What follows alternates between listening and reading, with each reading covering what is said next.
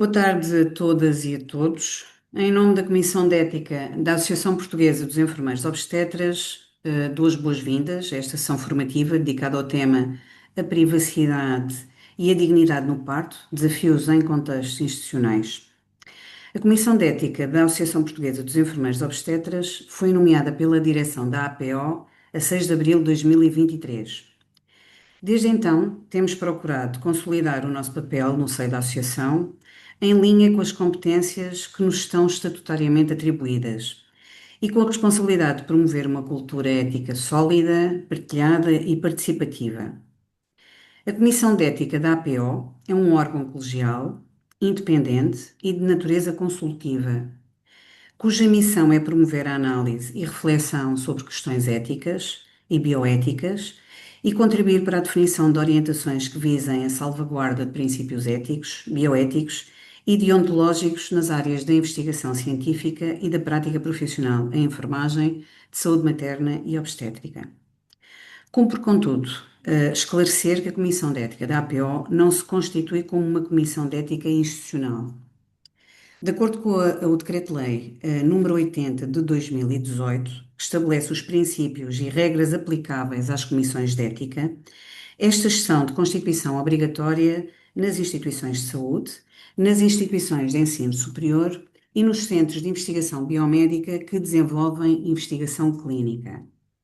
Não sendo esse o caso da APO, a nossa comissão tem uma natureza orgânica, na medida em que é um grupo nomeado pela direção da associação e é precisamente essa a sua gênese e também a sua identidade. Neste enquadramento, a Comissão de Ética da APO assume-se como um espaço de reflexão ética e de promoção da cultura de integridade, respeito e humanização dos cuidados, procurando envolver a comunidade de enfermeiros obstetras e outros profissionais de saúde num diálogo contínuo sobre os dilemas éticos e deontológicos que se colocam no exercício profissional e também na investigação em saúde materna e obstétrica. A realização deste ciclo de formações online, iniciado este ano, 2025, insere-se neste compromisso de abrir espaços de diálogo, partilha e aprendizagem em torno de temas que desafiam a prática e a reflexão ética no nosso campo profissional. É por isso, com grande satisfação, que damos início a este percurso, com a sessão de hoje, centrada num tema particularmente sensível e atual: a privacidade e a dignidade no parto. Duas dimensões que são inseparáveis da ética do cuidado e da qualidade da relação profissional mulher-família. Pois neste contexto, temos hoje o prazer de ter connosco a enfermeira Maria da Conceição Moreira Freitas, a quem muito agradecemos ter aceito o nosso convite. Maria da Conceição Freitas é doutora em Ciências da Saúde pelo Programa Interuniversitário das Universidades de Jaén e Sevilha, mestre em Bioética pela Universidade Católica Portuguesa, pós-graduada em Gestão dos Serviços de Saúde e enfermeira especialista em Enfermagem de Saúde Materna e Obstétrica. É professora adjunta na Escola Superior de Saúde do Instituto Politécnico de Viana do Castelo, onde coordena e leciona o mestrado em Enfermagem de Saúde Materna e Obstétrica, integrando ainda a Comissão de Ética para as Ciências Sociais da Vida e da Saúde desta mesma instituição. Desenvolve atividade científica nas áreas da saúde materna, ética e perda gestacional, sendo autora e coautora de diversas publicações em revistas científicas internacionais. Para além do seu percurso académico e profissional notável, a professora Maria da Conceição Freitas partilha connosco a dimensão mais pessoal, que humaniza o seu olhar sobre o cuidado. É mãe do Francisco e da Beatriz, esposa do Jorge, e encontra na leitura, na dança e na confecção de bolos algumas das suas paixões. É, portanto, com enorme prazer que lhe passo a palavra, agradecendo mais uma vez a sua disponibilidade e generosidade em partilhar connosco a sua reflexão sobre este tema, que é, ao mesmo tempo, ético, humano e profundamente profissional. Obrigada. Obrigada, eu é que agradeço e antes de mais, muito queria cumprimentar todos aqueles que nos ouvem, portanto, boa tarde a todas as pessoas. Começo por agradecer à Associação Portuguesa de Enfermeiros Obstetras na pessoa da professora Emília Costa, presidente da Comissão de Ética da APO, o convite para estar convosco nesta sessão, que muito me honra. É um privilégio poder partilhar este espaço de reflexão com colegas que têm contribuído de forma tão significativa para o desenvolvimento da enfermagem em saúde materna e obstétrica. E o tema que trago hoje, portanto, a privacidade e a dignidade no parto, desafios em contextos institucionais, é de facto um tema profundamente ético, humano e também atual. Mais do que uma questão técnica ou legal, falamos de uma forma de estar, em cuidado, portanto, como tratamos as mulheres, como olhamos, como escutamos as mulheres num momento tão intenso e vulnerável da sua vida. Espero que esta partilha seja um convite à reflexão sobre o que fazemos, como o fazemos e, sobretudo, sobre o porquê de o fazermos.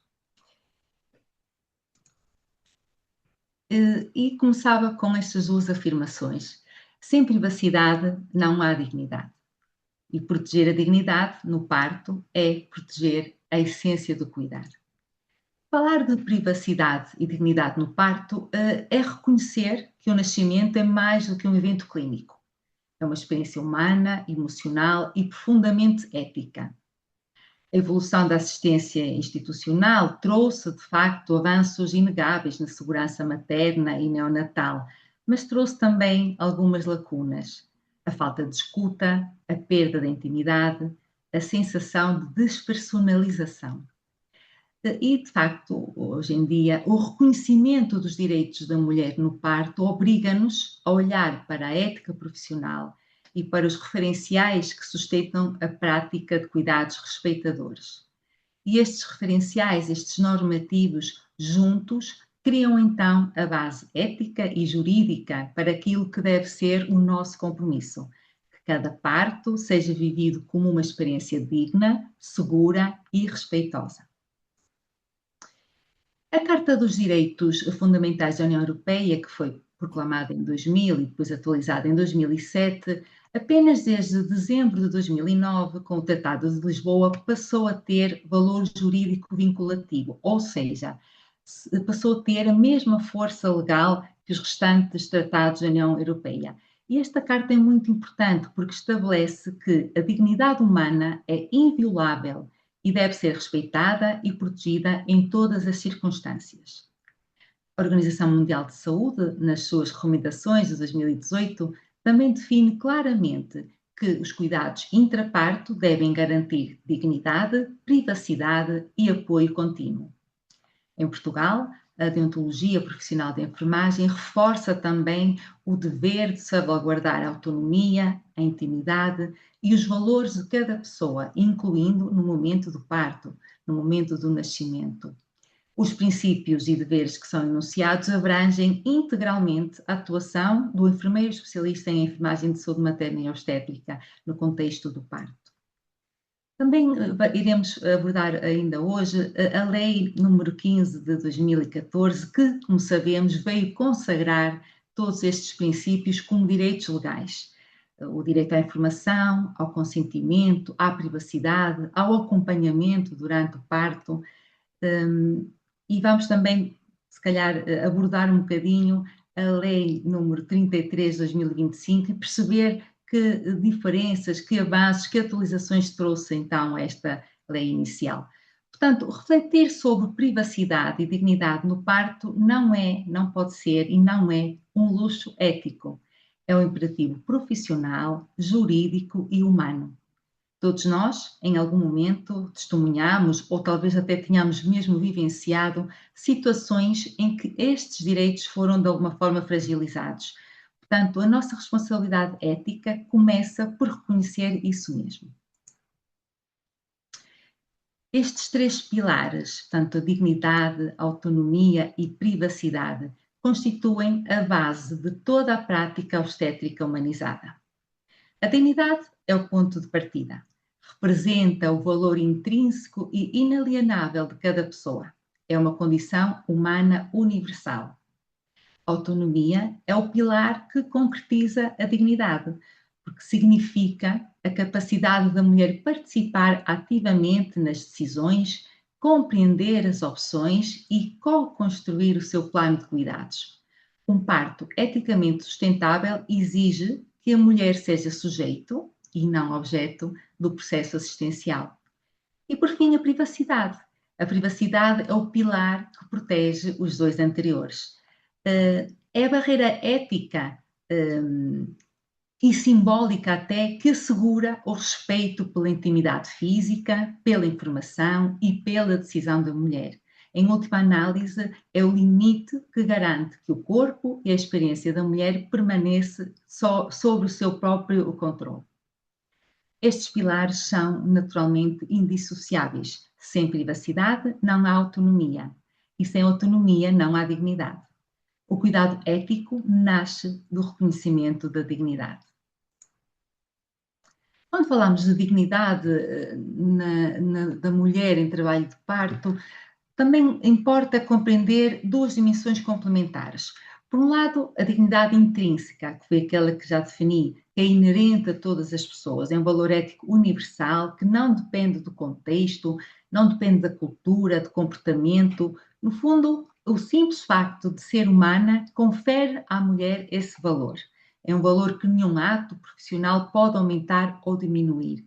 Mas quando falamos em dignidade experienciada, já é um pouco diferente, porque esta dignidade é a forma como a mulher sente essa dignidade reconhecida, ou seja, é a forma como a mulher sente que a dignidade foi reconhecida ou não na interação com as outras pessoas. Portanto, vai depender da forma como é tratada, escutada, tocada, respeitada. É uma dignidade que pode ser reforçada pelo cuidado ou, por outro lado, pode ser ferida pelo desrespeito. E aqui reside o verdadeiro desafio ético da prática clínica. Perceber que a linguagem, o tom de voz, o contacto visual e até os pequenos gestos técnicos podem funcionar como fontes de dignificação ou, pelo contrário, podem funcionar como formas subtis de violência obstétrica. Porque, como tantas vezes as senhoras referem, elas até podem esquecer o procedimento, mas nunca esquecem a forma como foram tratadas. A privacidade, quando aplicada ao contexto obstétrico, não é um conceito abstrato nem unidimensional. E é importante que tenhamos consciência disso. A privacidade é uma realidade multifacetada que atravessa o corpo, a informação, as decisões e as relações humanas que se constroem em torno do parto e do nascimento. A privacidade física refere-se à integridade corporal e ao controlo sobre a exposição do corpo. Portanto, cada toque, cada exame, cada procedimento requer não apenas competência técnica, mas, sobretudo, requer consentimento e respeito. A mulher tem direito a decidir quando, como e por quem é observada. A privacidade informacional diz respeito à confidencialidade dos dados clínicos e, num ambiente hospitalar, é comum circular informação entre os profissionais, mas nem sempre com o cuidado ético devido. Portanto, partilhar dados é necessário, nós sabemos, mas exige critério, proporcionalidade e respeito.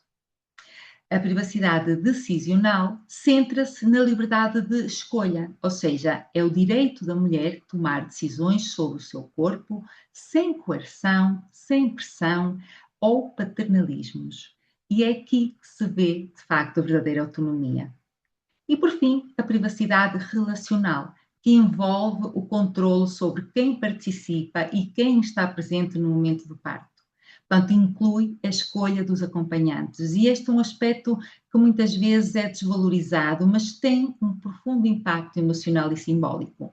Portanto, resumindo, respeitar é dar espaço físico, informacional, decisional e relacional. No fundo, a privacidade é a forma mais concreta de reconhecer a dignidade da mulher em contexto institucional. Mas a privacidade é também uma das dimensões mais ameaçadas nos contextos institucionais. Como facilmente compreendemos, A exposição do corpo não consentida é uma situação frequente, com exames e procedimentos que são feitos em salas partilhadas, com portas entreabertas, na presença de várias pessoas, podem de facto comprometer a intimidade da mulher e a sua percepção de segurança. Outro problema é a presença não autorizada. Muitas vezes, profissionais em formação, estudantes ou até apenas observadores entram na sala sem que exista um consentimento prévio e explícito da parturiente.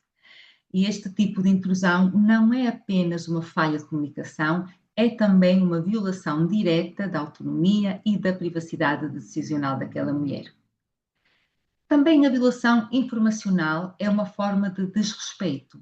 Portanto, a partilha informal de dados clínicos em corredores, elevadores ou conversas de equipa pode parecer banal, mas fere, sem qualquer dúvida, o princípio do sigilo profissional e o direito ao controle sobre a própria informação.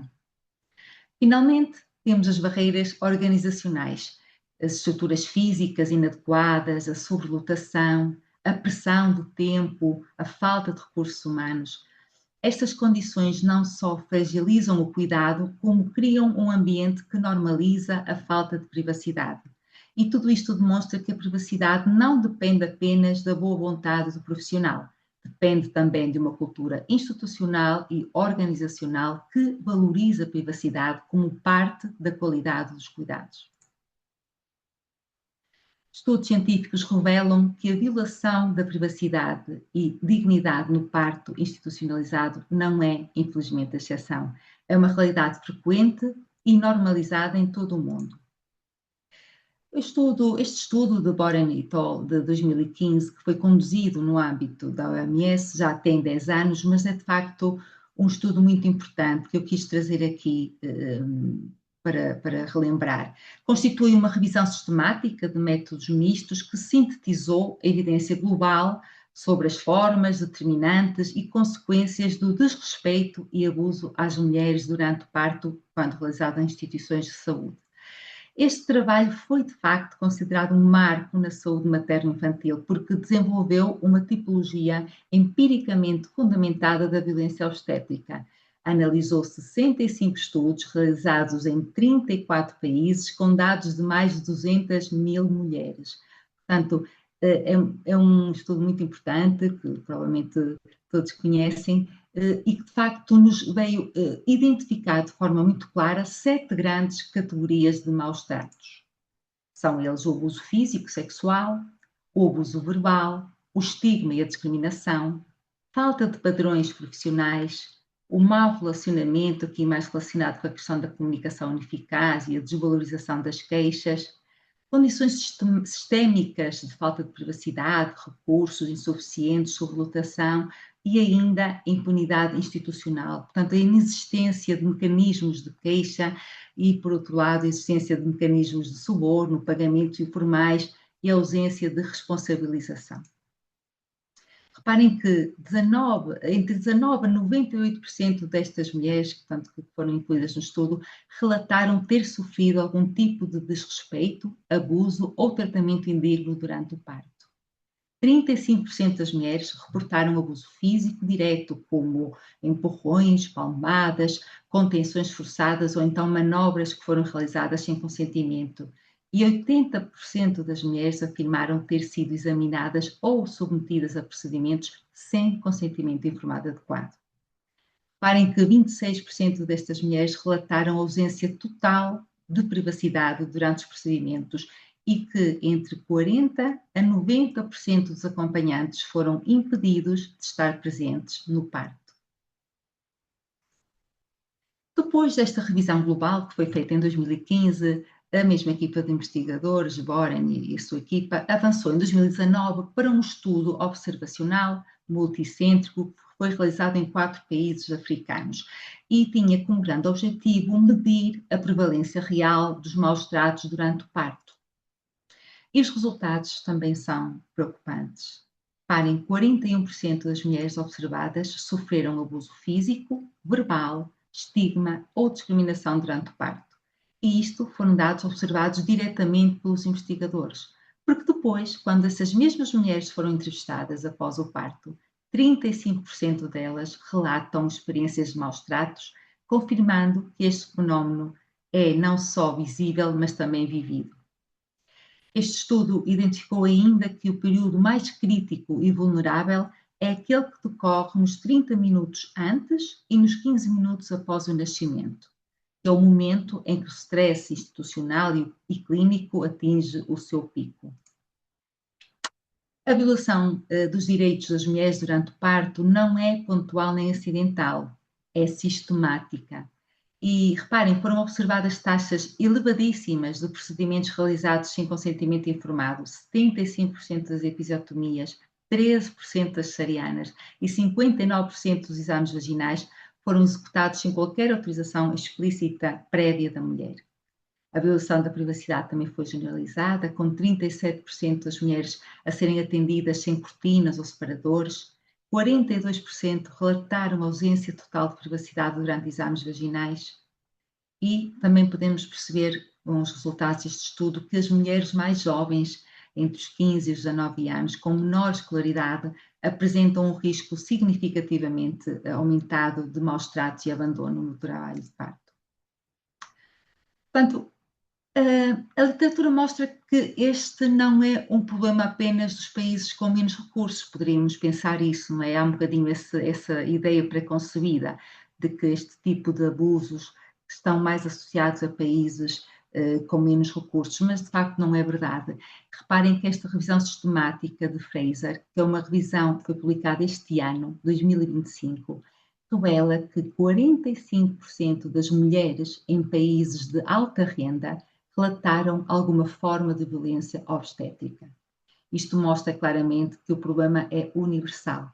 Não está ligado a condições estruturais, como a falta de recursos ou sobrelotação, mas sim está ligado a modelos de poder assimétricos, culturas institucionais hierarquizadas e práticas profissionais pouco centradas na mulher.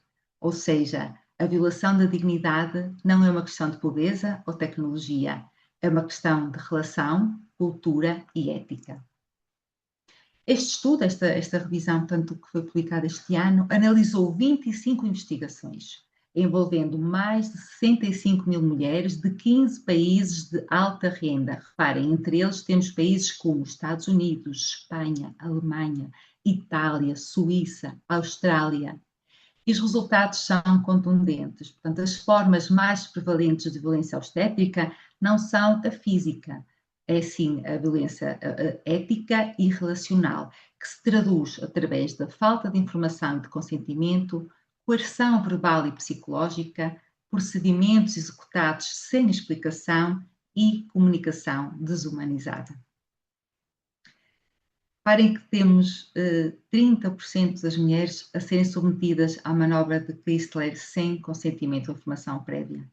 Gritos, repreensões, pedidos de ajuda ignorados, falta de analgesia quando solicitada, são de facto dados preocupantes. O que é que as mulheres relatam? Relatam falta de escuta, portanto, ausência de validação das suas preocupações e das suas necessidades durante o trabalho de parto.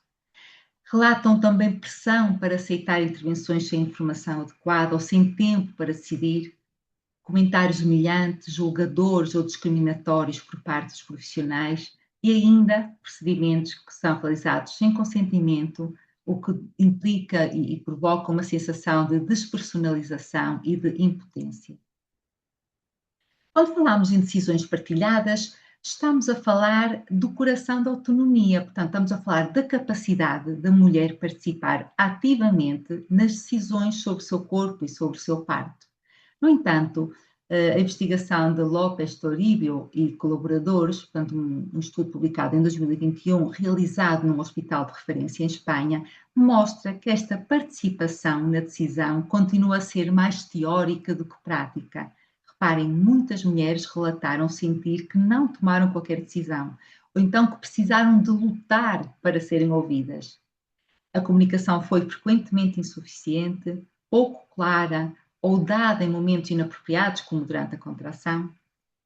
Também as mulheres referiram a ausência de relação terapêutica estável e de um cuidado respeitoso e contínuo. Portanto, este estudo revela que o problema não é apenas técnico ou logístico, é ético e relacional. Portanto, a ausência de decisões partilhadas traduz-se, no fundo, numa autonomia a fingir, numa autonomia ilusória, porque a mulher está informada, mas não verdadeiramente envolvida. Colocar a dignidade no centro dos cuidados significa reconhecer que ela é o princípio que sustenta todos os outros, portanto, o respeito pela pessoa humana, o direito à informação e a presença humanizadora do acompanhamento.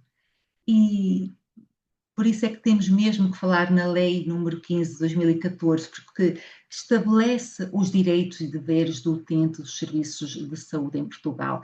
Portanto, consagra explicitamente o direito à dignidade, à informação, ao consentimento, à privacidade e ao acompanhamento. Esta lei traduziu e traduz juridicamente aquilo que eticamente sempre defendemos, que é cuidar é respeitar.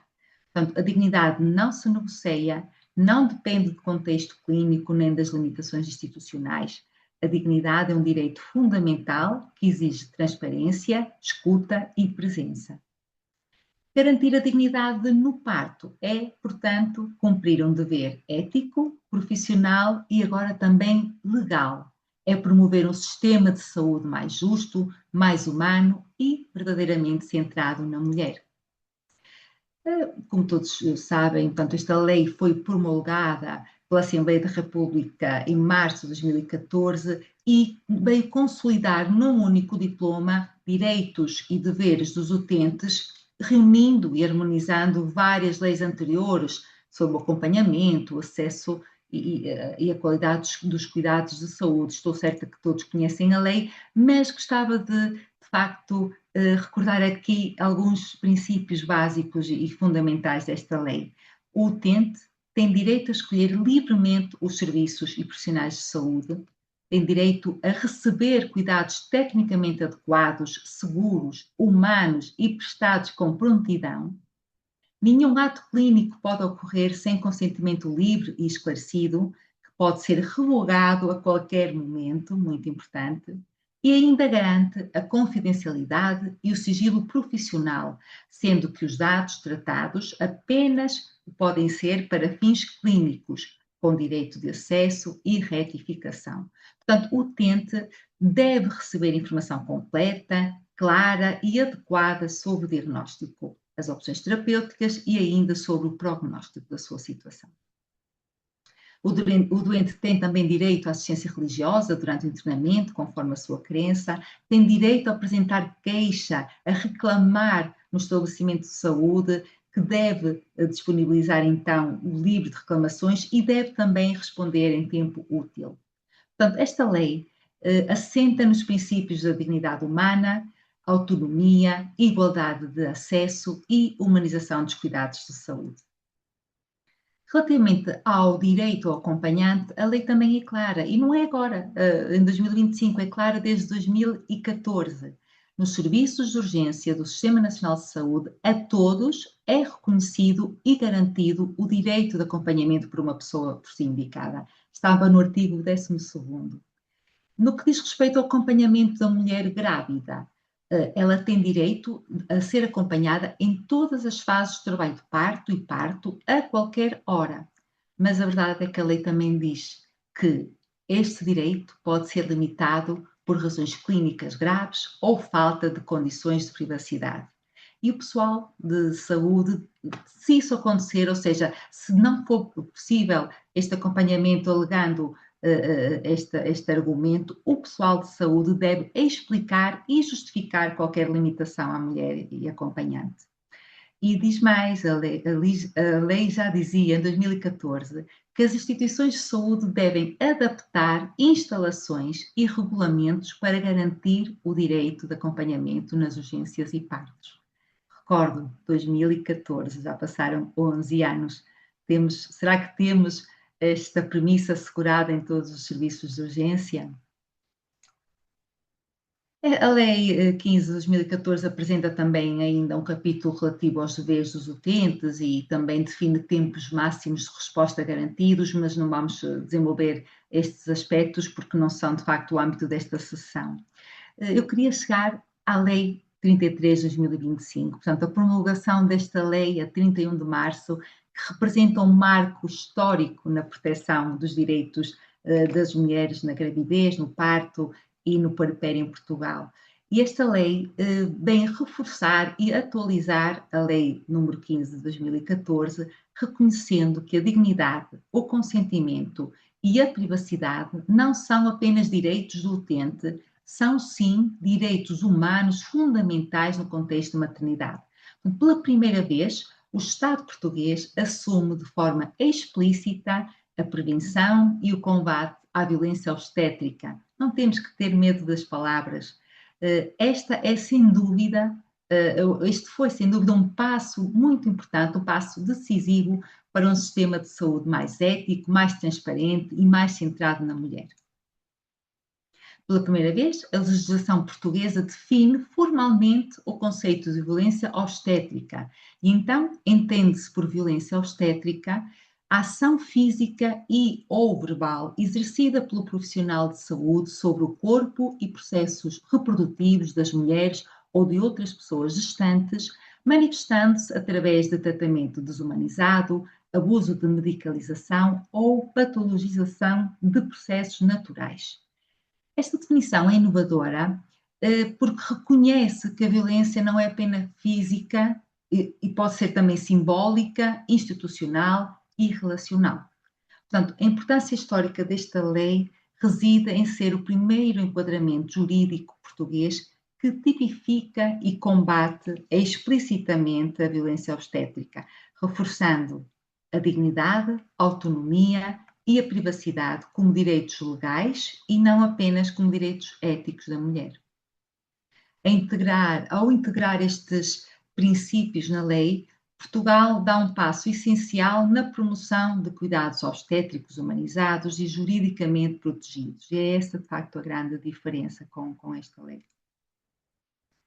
A lei introduz medidas transformadoras no cuidado ao longo do ciclo produtivo, por exemplo, a nível do plano educativo, integra a violência obstétrica nos currículos escolares e no ensino superior em saúde, reforçando a formação ética e relacional dos profissionais.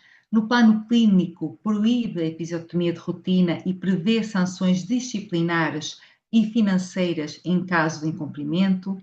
No plano institucional, exige o registro de todos os atos durante o parto e a divulgação visível dos direitos e mecanismos de queixa e cria ainda uma comissão multidisciplinar responsável por campanhas, relatórios anuais e monitorização da lei. Portanto, é um marco jurídico que reconhece legalmente a violência obstétrica e reforça a dignidade, a privacidade e a autonomia da mulher, promovendo a transparência e responsabilização. No entanto, também temos desafios pela frente, não é? E subsistem desafios, nomeadamente na implementação prática da lei, na mudança cultural e na superação de resistências institucionais, exigindo uma profunda transformação ética e organizacional nos serviços de saúde portugueses. Já ouvimos as mulheres, já sabemos ou relembramos o que diz a lei, então, se calhar também importa saber sobre os profissionais, o que pensam os profissionais. E este estudo da Fulani e colaboradores, o estudo publicado em 2021, analisou as percepções dos profissionais de saúde sobre o desrespeito e abuso durante o parto em instituições de saúde. Foi realizado no Quênia e é muito interessante porque é um tema que normalmente é abordado apenas do ponto de vista das mulheres, portanto eu achei que era importante trazermos aqui o ponto de vista dos profissionais. Portanto, o objetivo deste estudo foi compreender com que frequência os profissionais observam ou praticam comportamentos abusivos e quais são as causas que os levam a adotar esses comportamentos, essas condutas. E os dados revelam uma realidade preocupante. A maioria dos profissionais testemunhou ou admitiu práticas de desrespeito e abuso durante a assistência ao parto. Reparem que 53% dos profissionais admitiram ter assistido a abuso verbal e 45% confessaram já o ter praticado.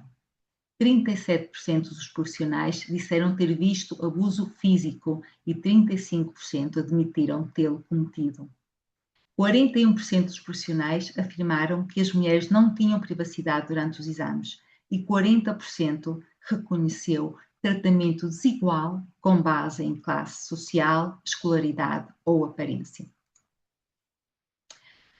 O desrespeito e o abuso no parto resulta de múltiplos fatores interligados. Portanto, resulta das percepções negativas relativamente às utentes, resulta também do stress e do burnout profissional, de culturas institucionais permissivas e de alguma discriminação socioeconómica e também déficit formativo. Portanto, a ausência de formação em competências relacionais e mecanismos de apoio adequado foi também referido como uma potencial causa. E estes elementos revelam que este desrespeito, este abuso no parto, trata-se de um problema estrutural, cuja superação exige mudanças profundas na cultura organizacional, na liderança e também na formação dos profissionais de saúde. A evidência demonstra que o desrespeito e o abuso no parto resulta de condições estruturais e relacionais mais do que de falhas individuais. Reparem, isto reflete uma crise entre quem cuida e quem é cuidado. Portanto, segundo os autores deste artigo, a transformação exige 4 eixos fundamentais: formação e capacitação em competências relacionais e gestão emocional, supervisão e responsabilização com mecanismos de monitorização e cultura de aprendizagem, implica também a melhoria das condições laborais, promovendo o bem-estar e ambientes saudáveis e ainda uma cultura de cuidado respeitador, onde a dignidade, a empatia são indicadores de qualidade. Ou seja, em síntese, cuidar com respeito implica também cuidar de quem cuida, porque o respeito constrói-se em contextos éticos, humanos e saudáveis. Até agora, percorremos 3 dimensões fundamentais. Portanto, ouvimos as mulheres, o que nos dizem, o que sentem, o que esperam e o que não querem. Conhecemos a lei que define direitos e impõe deveres e também já escutamos profissionais que reconhecem o problema, explicam as suas causas e até expressam o desejo de mudança. Olhando para isto tudo, no fundo, parece que queremos todos o mesmo. Queremos dignidade, respeito, cuidado humano e seguro. Então, por que é que continua a falhar? O que é que faz com que, de facto, não consigamos algo que parece que todos queremos? E é aqui que eu gostaria de introduzir o conceito de Respectful Maternity Care, portanto, respeito e dignidade nos cuidados na maternidade, que é um movimento global que traduz em termos concretos o que significa cuidar com respeito e dignidade durante o parto e o nascimento. Portanto, mais do que a ausência de violência, trata-se de um modelo de cuidados baseado na ética relacional, na empatia e na autonomia da mulher. Portanto, é esta mudança de paradigma que, penso eu, precisamos discutir. E para compreender o que significa na prática falar de cuidados respeitadores na maternidade, precisamos voltar à evidência científica. E este artigo de 2018 constitui uma síntese qualitativa global sobre este conceito de respeito e dignidade nos cuidados da maternidade durante o parto em instituições de saúde. Portanto, o objetivo desta revisão foi identificar, e reparem, com base na voz de mulheres, profissionais, gestores e decisores políticos, foi, ouvindo todas estas pessoas, o que é que realmente constitui um cuidado respeitador durante o trabalho de parto e nascimento. E este estudo fez isso com rigor científico e com sensibilidade humana. Reparem que foram analisados 67 estudos qualitativos, foram conduzidos em 32 países, o que confere aqui uma grande diversidade geográfica, cultural e institucional, e a análise abrangeu todo o processo, desde o início do trabalho de parto até o pós-parto imediato, tentando captar aqui a experiência materna como um contínuo. E esta síntese marca, portanto, um ponto de viragem, porque de uma visão centrada na denúncia da violência obstétrica, passamos agora para a construção de um modelo de cuidado positivo e transformador, que são então os cuidados respeitadores na maternidade. Os resultados demonstram consistência global, portanto, nas percepções das mulheres e dos profissionais, independentemente do contexto económico. No entanto, há pequenas diferenças. Reparem que as mulheres de países de rendimento mais elevado enfatizam mais a autonomia e a tomada de decisão, enquanto que em países de baixo rendimento predomina a aceitação de decisões médicas externas, o que reflete também fatores culturais e estruturais. Quando falamos em respeito e dignidade nos cuidados na maternidade, não estamos apenas a falar da ausência de maus tratos. A evidência mostra claramente que esta é uma visão demasiado limitada e até perigosa, porque reduz o cuidado ao mínimo ético. Portanto, os cuidados respeitosos vão muito além da ausência de violência obstétrica. Trata-se de uma visão holística que integra dimensões estruturais, relacionais e éticas e que atravessa todos os níveis do sistema de saúde, não só individual, da atitude e da competência profissional, mas também um nível institucional, de políticas, normas e cultura organizacional e até a nível sistémico, envolvendo a liderança, a gestão e a responsabilidade pública. Portanto, em suma, não basta não maltratar, é preciso cuidar de forma intencional, ética e humanizada, reconhecendo a mulher como um sujeito moral, relacional e social do cuidado. Quando olhamos para a evidência global, percebemos que este cuidado respeitoso não é uma abstração. Ele tem uma estrutura, tem critérios e pode e deve ser avaliado. E esta síntese qualitativa permitiu identificar 12 grandes domínios, que são dimensões que se repetem em diferentes países e diferentes culturas, o que demonstra, por um lado, que o respeito e a dignidade são necessidades humanas universais e não são variáveis culturais. Portanto, os 4 primeiros domínios são os mais basilares, portanto, formam o núcleo ético do cuidado. Portanto, estar livre de danos e maus tratos, ou seja, inclui a ausência do abuso físico e verbal, tom de voz respeitoso, um ambiente seguro. O segundo domínio, manter a privacidade e a confidencialidade, garante aqui os espaços privados, a limitar a exposição e o número de pessoas presentes, portanto, proteger dados de saúde, tudo que tem a ver com esta questão da privacidade. O terceiro domínio pretende preservar a dignidade da mulher, portanto, com atitudes acolhedoras, empáticas e humanas, reconhece a individualidade da parturiente. E o quarto domínio, o domínio do consentimento informado, em que pretendemos fornecer informação e obter o consentimento informado da mulher, portanto, com comunicação clara sobre os procedimentos e um envolvimento ativo da mulher nas decisões que são necessárias. Mas o respeito não se esgota na relação profissional-utente. Portanto, este respeito também se constrói no ambiente, já vimos, nas condições de trabalho, nas políticas institucionais que moldam a experiência do parto, e é por isso que o quinto domínio consiste em assegurar o apoio contínuo da família e da comunidade, portanto, com direito à presença de acompanhantes de escolha durante o parto. Melhorar o ambiente físico e os recursos, tudo tem a ver com limpeza, conforto, disponibilidade de materiais, água, energia, equipamentos adequados. O sétimo domínio, que aborda aqui a questão de garantir equidade no acesso e nos cuidados, portanto, tratamento igual para todas as mulheres, independentemente da idade, da etnia, da religião ou do estatuto social. E o oitavo domínio, que se prende com a comunicação eficaz, portanto, a escuta ativa, empatia, o elogio, encorajamento, o recurso a intérpretes sempre que necessário.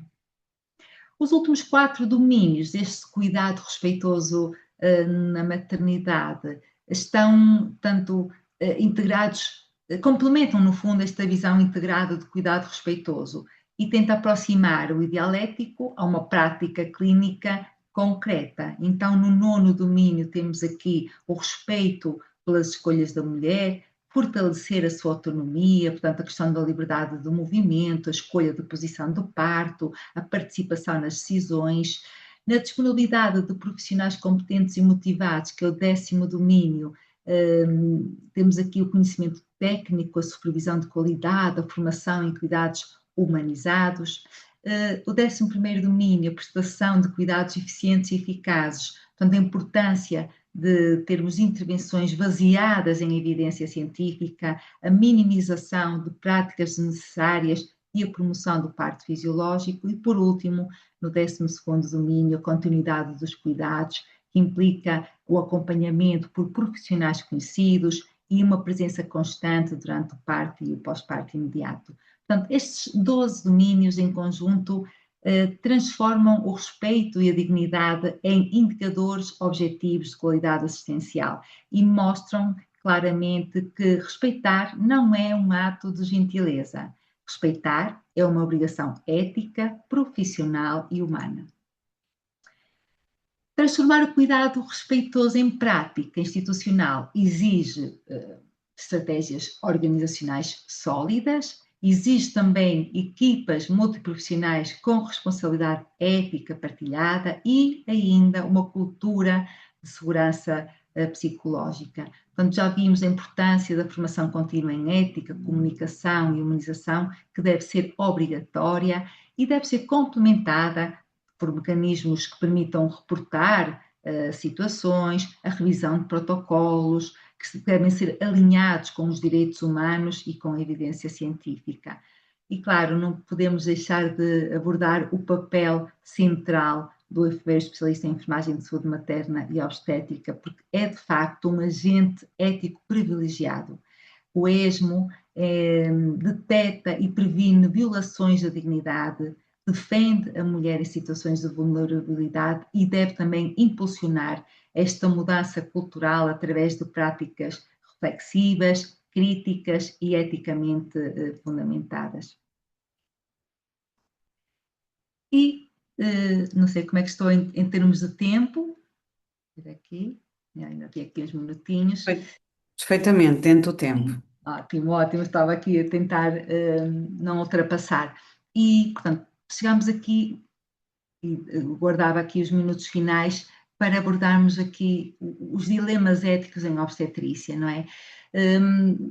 Lembrar que existe um dilema ético quando dois ou mais princípios morais igualmente válidos entram em conflito e qualquer decisão implica de alguma forma sacrificar ainda que parcialmente um desses princípios morais. Portanto, quando pensamos em dilemas éticos, temos de ter a certeza que estamos a falar mesmo de um dilema ético. E a obstetrícia é talvez uma das áreas da saúde onde os dilemas éticos se tornam mais visíveis, porque o parto é, como sabemos, simultaneamente um evento clínico, mas não só, é também um evento humano e um evento social. Então, se me permitem, gostaria de explorar alguns desses dilemas concretos, situações reais que nos obrigam a refletir sobre o que significa, de facto, cuidar com ética. Trouxe aqui 3 exemplos, se tivermos tempo de abordar os 3 ótimos, senão também não há problema nenhum. Mas começar por lembrar que quando nos deparamos com um dilema ético, e eles são frequentes também em obstetrícia, é muito fácil reagirmos de forma instintiva, portanto, sob pressão ou até com base apenas na nossa experiência. Mas uma decisão ética sólida precisa de estrutura, precisa de método. E esta grelha que vos apresento pode ajudar precisamente a pensar de forma sistemática. Portanto, primeiro vamos descrever o contexto e as circunstâncias do dilema, identificar o conflito ético central, portanto, que princípios é que estão de facto aqui em tensão, analisar quais os valores, quais as normas que são aplicáveis, se é que existem, e depois vamos então refletir sobre as alternativas possíveis e, no fim, definir uma abordagem ética fundamentada. Esta estrutura não dá respostas automáticas, obviamente, mas pode realmente orientar o raciocínio e pode proteger a decisão clínica, tornando-a ética, legalmente defensável e humanamente consciente. Eu trouxe aqui 3 dilemas, poderiam ser outros e depois também no debate poderemos falar de outros, se assim entenderem, mas trouxe 3 que penso que queria abordar para falarmos aqui alguns aspectos que me parecem importantes. O dilema 1, a recusa da episiotomia. E eu, se calhar fazendo papel do diabo, perguntava assim, mas isto é um dilema? que dilema existe na recusa da episiotomia? Vamos ver. Mas, de facto, pode ser, sim, um dilema ético na perspectiva da equipa. Durante o período expulsivo, passando aqui à situação clínica, hipotética, como é óbvio, durante o período expulsivo, a mulher recusa a realização de uma episiotomia, recomendada pela equipa médica para acelerar o parto. A equipa teme complicações, como lacerações graves ou sofrimento fetal, mas a mulher mantém a sua recusa, mesmo após ser devidamente informada dos riscos. Aqui enfrentamos talvez um conflito ético clássico, pelo menos da perspectiva do profissional de saúde.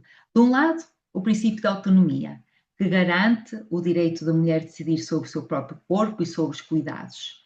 E do outro, os princípios da beneficência e da não maleficência, que orientam os profissionais a agir para proteger o bem-estar da mãe e do bebê. Portanto, o dilema surge aqui, nesta tensão entre estes dois princípios morais. Mas, analisando aquilo que temos disponível, do ponto de vista jurídico, a Lei 33 de 2025 reforça, é muito clara, portanto, reforça o direito à informação e ao consentimento informado.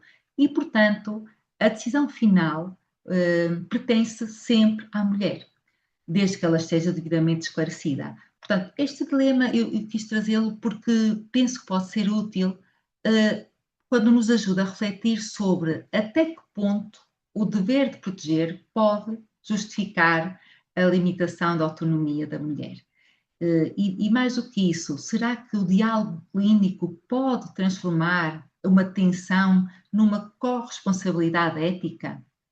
E é aqui que eu acho que o papel do ESMO se torna crucial, porque o ESMO pode facilitar esta comunicação e pode garantir que a decisão é respeitada, mas também clinicamente acompanhada, porque depois podemos cair na tentação de a senhora escolheu, a senhora decidiu, vamos fazer e nem quero saber mais disso. Não podemos agir assim. A decisão tem que ser respeitada e tem que ser clinicamente acompanhada. Portanto, e deixo aqui duas questões provocadoras, não é? Até que ponto devemos respeitar a decisão da mulher, sabendo ou para evitar que gere um dano evitável? Isto obriga-nos a pensar na diferença entre proteger e controlar, porque nem sempre proteger a mulher é fazer por ela. Portanto, às vezes é mesmo garantir que ela tem todas as condições, tem toda a informação necessária para decidir de forma livre e informada. E a segunda questão, não é mesmo provocadora. Quando é que eticamente é justificado ou justificável intervir contra a vontade expressa da parturiente? E a resposta é simples, mas exige coragem. Nunca. Nunca é eticamente admissível intervir contra uma decisão que foi tomada, depois de informada e tomada por alguém que está consciente.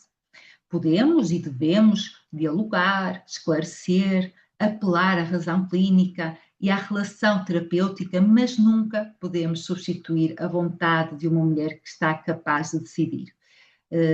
E o limite ético é a coerção. Portanto, uma intervenção imposta, mesmo com boa intenção, anula a dignidade da pessoa e transforma o cuidado em violência institucional. Portanto, a abordagem ética deve centrar-se em reforçar a decisão partilhada, documentar cuidadosamente o consentimento, naturalmente, e garantir que a decisão final é respeitada e rastreável. Portanto, no fundo, respeitar a autonomia é o maior ato de beneficência que podemos oferecer.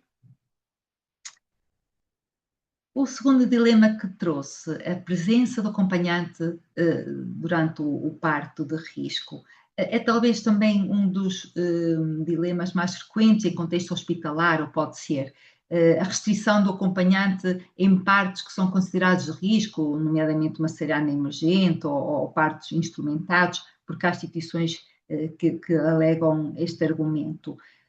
Aqui, portanto, a instituição pode justificar a restrição, como vimos, com motivos de segurança técnica e logística. Portanto, Por um lado, a mulher invoca o direito legal que tem ao acompanhante, está consagrado na lei, mas, por outro lado, temos aqui um conflito ético claro.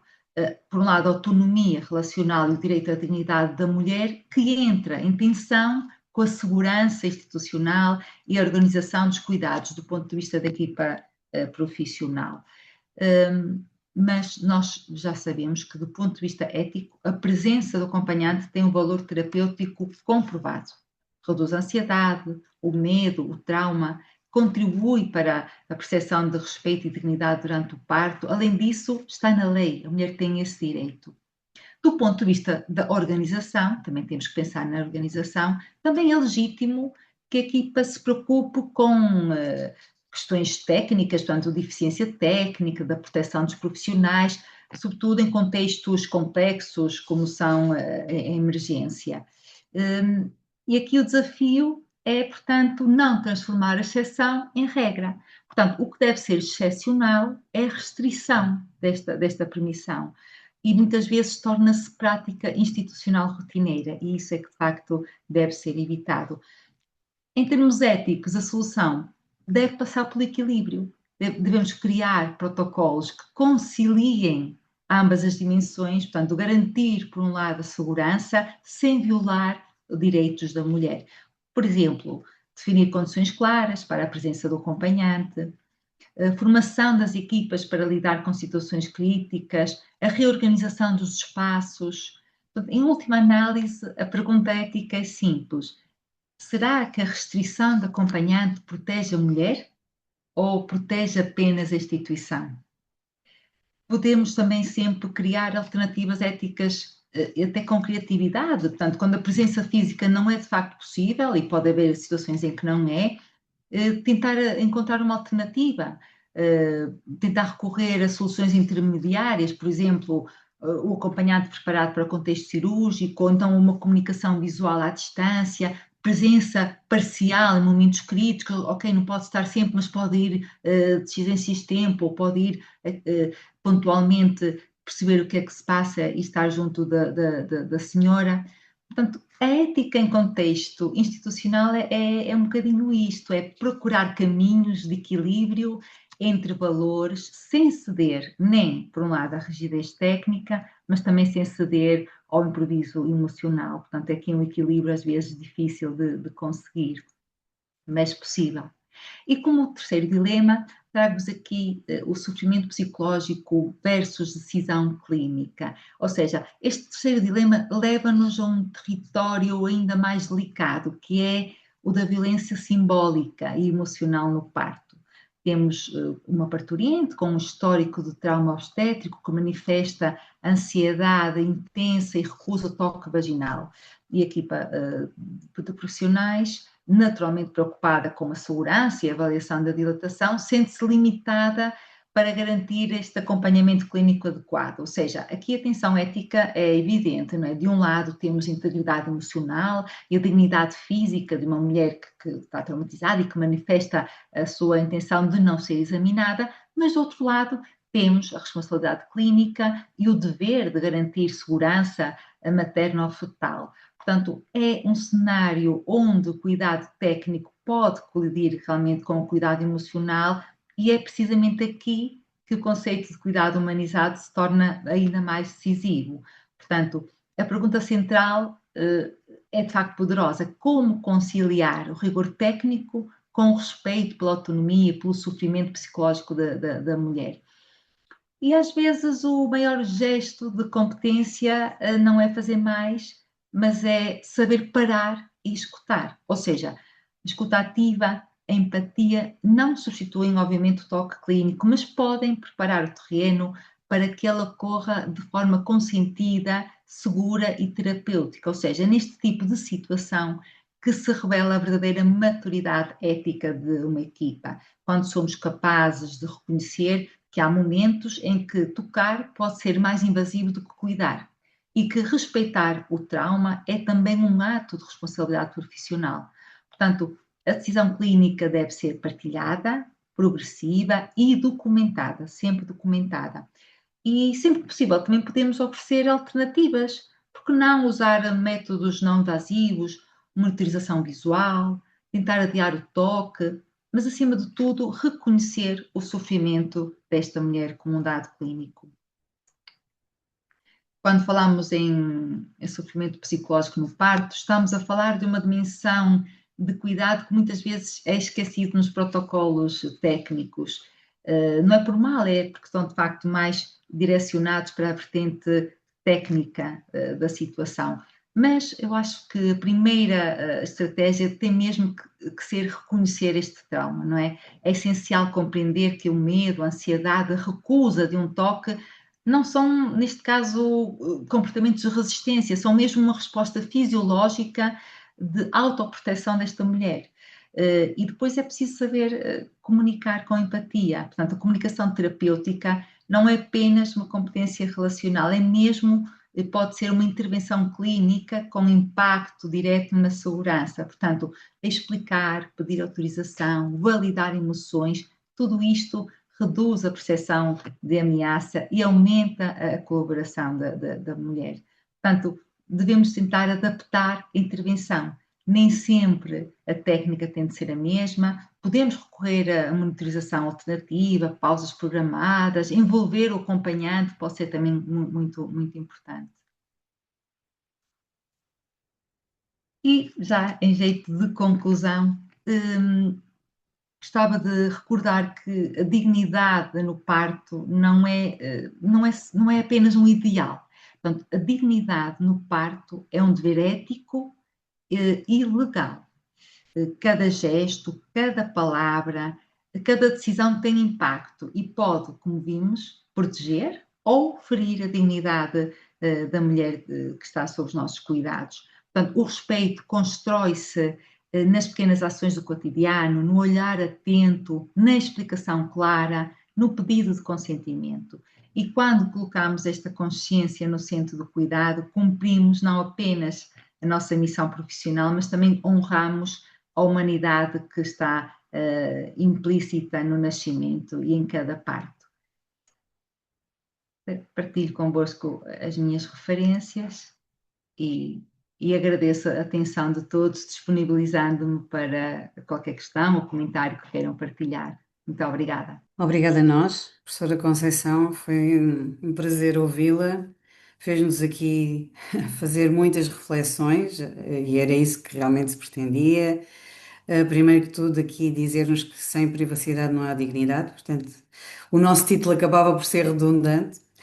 Um, e esta a capacidade que teve de nos enquadrar a esta problemática, quer no que é o marco legal, e recordar-nos, nomeadamente, pronto, esta lei que mais recentemente saiu e que veio de facto fazer aqui uma diferença relevante para o que é a prática dos profissionais que prestam cuidados à mulher e família nesta fase da vida, e muito particularmente os enfermeiros especialistas nesta área, mas também conseguiu-nos dar esta visão quase universal.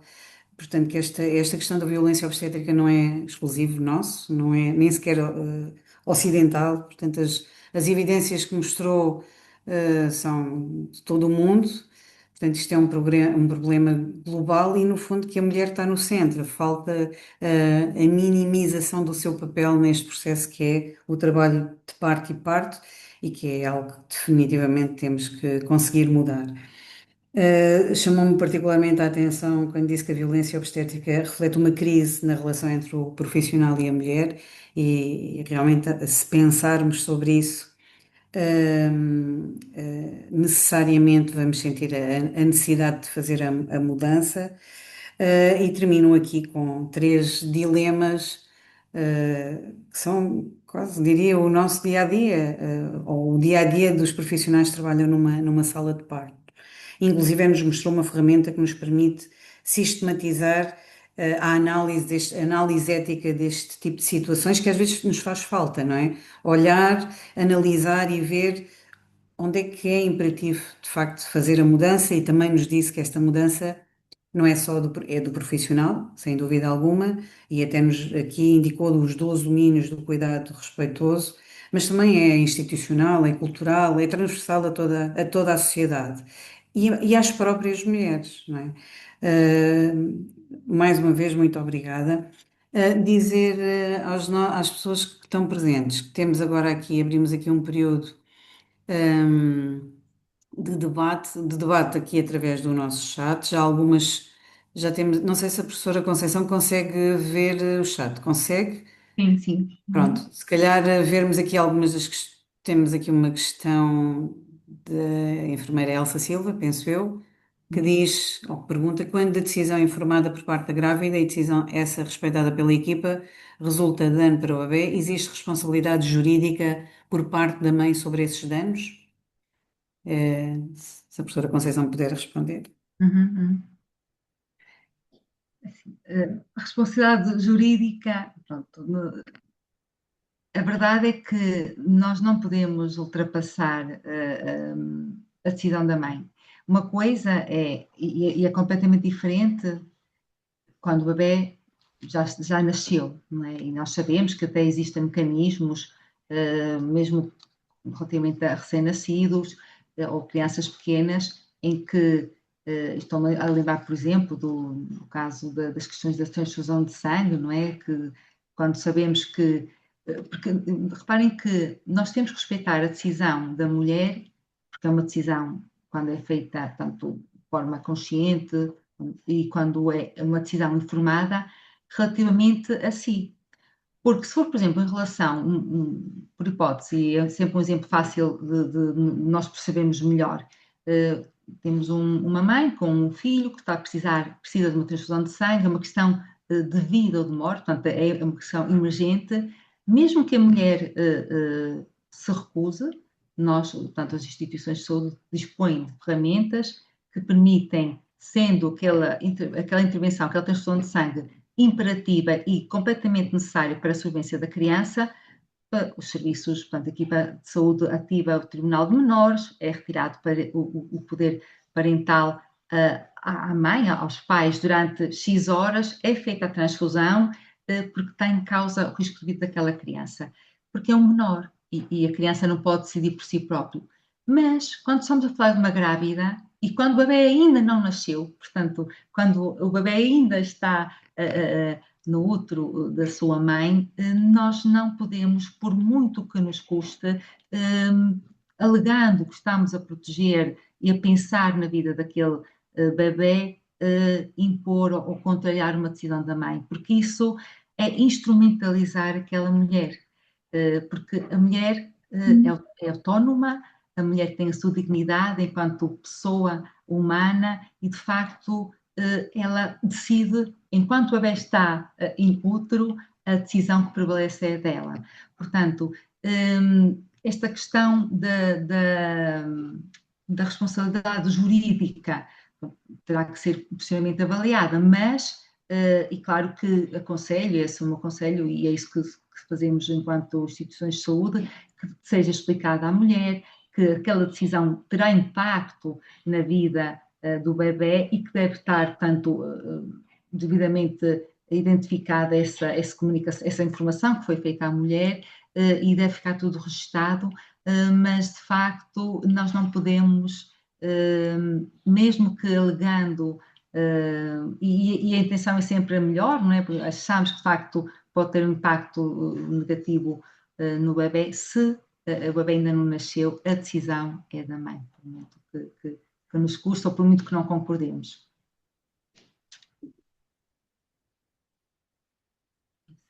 Temos aqui mais alguma questão?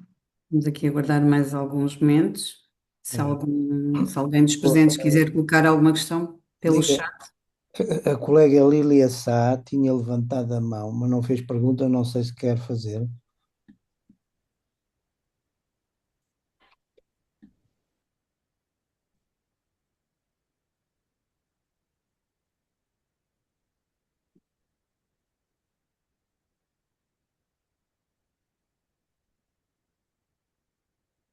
Não sei se mais alguém quer colocar alguma questão. Ah, foi por lapso, diz a colega Lília.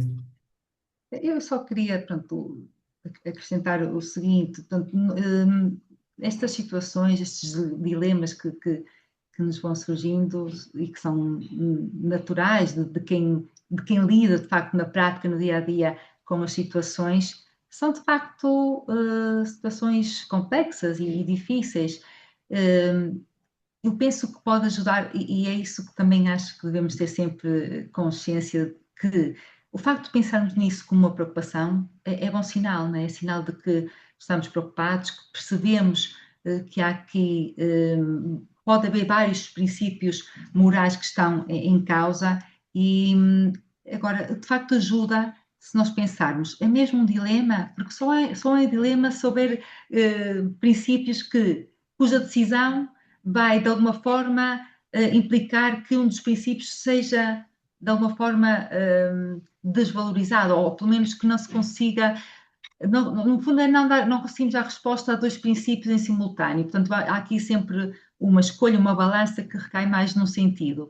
Porque às vezes não são dilemas, não é? Porque o primeiro dilema foi um bocadinho também provocatório nesse sentido, porque a senhora recusa a episiotomia. É um dilema? Só é um dilema se o profissional que pretende executar essa técnica acredita mesmo que naquele momento a episiotomia é fundamental e é o bem que aquela mulher precisa que seja feito. Porque às vezes não são dilemas, não é? Às vezes quando pensamos assim, a senhora recusa uma indução de trabalho de parto. Mas porquê que a indução de trabalho de parto? Para já, se calhar, temos sempre que ver o que é que a evidência científica nos diz. É a boa prática sustenta essa intervenção?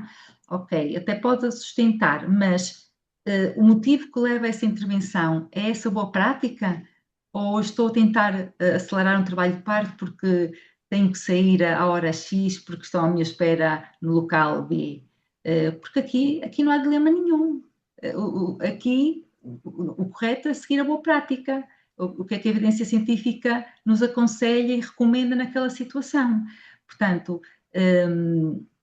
existem dilemas, é bom sinal que os identifiquemos, porque é sinal de facto que estamos preocupados e obriga-nos a refletir, mas é preciso ter a noção de que há situações que não são dilema. A mulher tem direito a escolher, a mulher tem direito a optar, mesmo que essa opção vá contra aquilo que eu, pessoalmente, se fosse eu, faria de outra forma, mas não sou eu. Quando for eu vou decidir por mim.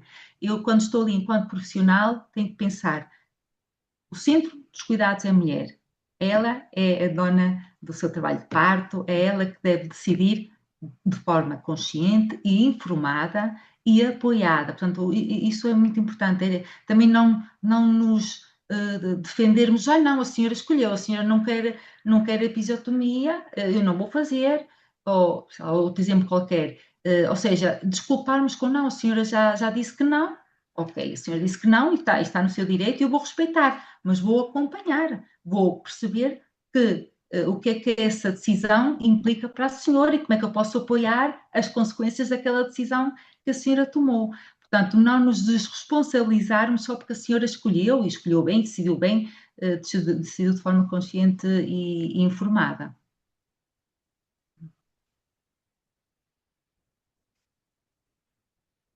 Mas sim, são desafios que temos diariamente e que este tipo de, de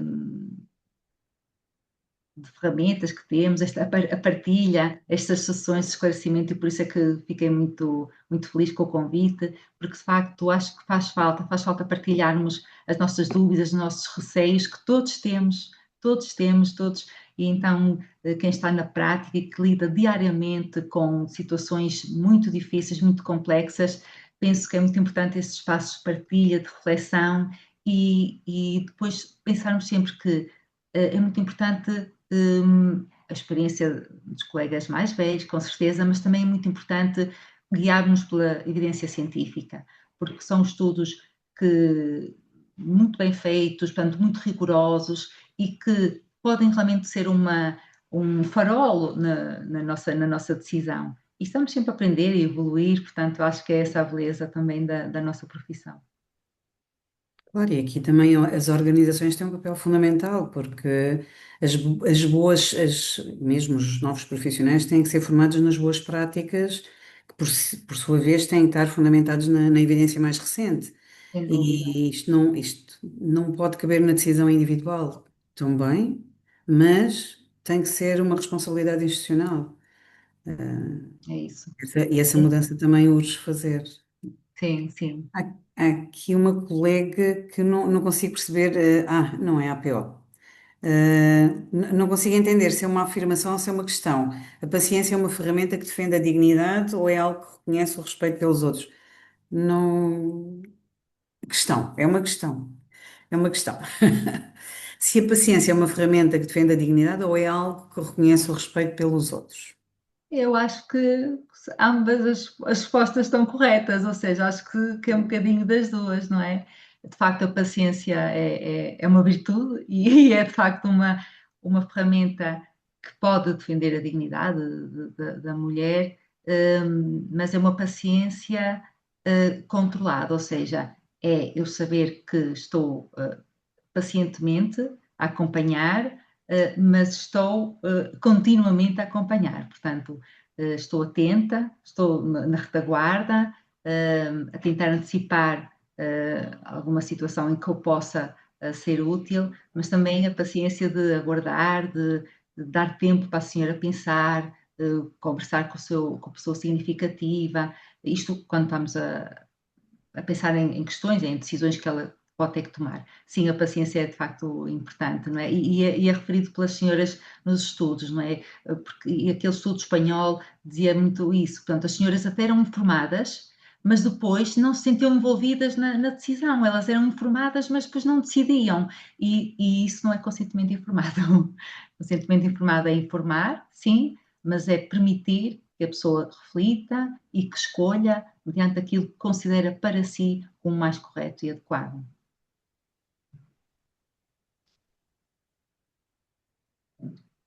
Penso que não temos aqui mais questões. Não sei se o enfermeiro Vítor quer fazer aqui algum comentário mais. Não, não, não. Senhora professora, faz favor, a reunião é sua. É presidente da É nossa, é Comissão de nossa, é Ética. nossa. Deixem-me só ver aqui. Temos aqui, obrigado. Professora Conceição, pois não temos aqui mais nenhuma questão. Agradecer mais uma vez a sua disponibilidade, a generosidade que teve de partilhar connosco estes conhecimentos e estas reflexões. Esperemos poder contar consigo noutra oportunidade. Vamos tratar de fazer outras reuniões desta índole, e espero que nos possamos cruzar novamente. Claro que Obrigada a sim, claro todos, que sim. Eu, obrigada eu, a todos eu é pela que agradeço, presença. eu é que agradeço mais uma vez e foi de facto um gosto, porque é sempre bom partilhar estas reflexões e é mesmo isso, é só partilhar reflexões e preocupações que também me inquietam, e é sempre bom ouvir os colegas e partilhar, portanto, estas reflexões com todos. Muito obrigada mais uma vez. Uma boa tarde para todos, o resto um bom dia. Se não se importa, eu vou encerrar a reunião. Muito obrigado, professora Conceição Freitas. Muito obrigado, Emília Costa. E Obrigada. muito obrigado a todos aqueles que assistiram a este evento, a este webinar. Contem com a APO. Obrigado.